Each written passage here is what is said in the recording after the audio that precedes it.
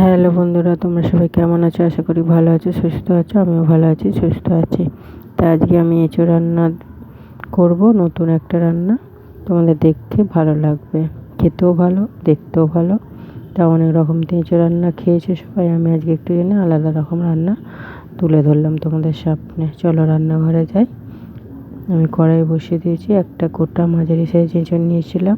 এটাকে ডুমো ডুমো করে কেটে আমি নুন আর হলুদ দিয়ে সেদ্ধ করতে বসিয়ে দিলাম। তা সেদ্ধটা আমি বেশি করব না, 80% সেদ্ধ করবো, বাকি রান্নার সাথে আবার সেদ্ধ হয়ে যাবে।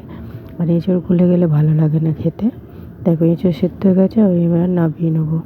এবার ওই এঁচোড়ের কড়া ধুয়ে আমি বসিয়ে দিলাম সাদা তেল।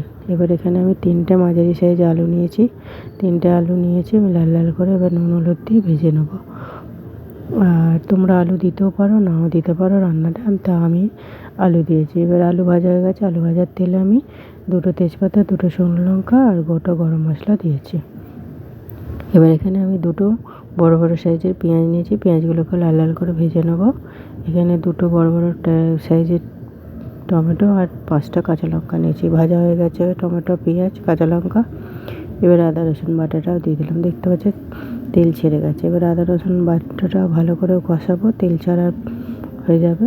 এখানে আমি নুন, হলুদ, লঙ্কা গুঁড়ো, কাশ্মীরি লঙ্কা গুঁড়ো আর ধনে গুঁড়ো আর চিনি স্বাদ মতন।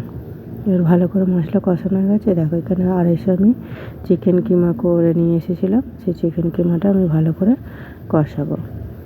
ভালো করে যত মশলা কষাবে তত সবজি খেতে ভালো হয়। তেল যতক্ষণ না ছাড়বে ততক্ষণ মশলা কষিয়ে যেতে হবে। এবার দেখো চিকেন কিমা কষানো হয়ে গেছে, এবারে তেল ছেড়ে গেছে, দেখতেই পাচ্ছ সুন্দরভাবে। তা আমি এবার এঁচোড়গুলো দিলাম। এঁচোড়গুলোকেও আমি 5 মিনিট ধরে কষাবো।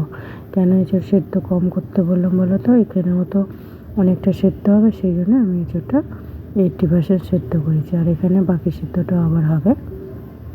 তো এঁচোড় ভালো করে আমি কষানো হয়ে গেছে। এবার এখানে আমি আলুগুলোকেও দিয়ে দিলাম। আলুগুলো মানে সেদ্ধ হয়ে গেছে, অনেকটাই ভাজা ভাজা হয়ে গেছে, মানে সেদ্ধ হয়ে গেছে 80%। এবার এখানেও আমি আলুগুলো আর এঁচোড় আর চিকেন ভালো করে মিশিয়ে নেবো, কষিয়ে নেবো ভালো করে সুন্দরভাবে। আর যেই বাটিটায় আদা রসুন বাটাটা ছিল, সেই বাটিটা ধুয়ে 1 বাটি জল দিয়ে দেবো। ব্যাস, আর জল দেবো না, কেন সব সেদ্ধ হয়ে গেছে, চিকেনও সেদ্ধ হয়ে গেছে। টাটা, পরে রান্নায় দেখা হবে।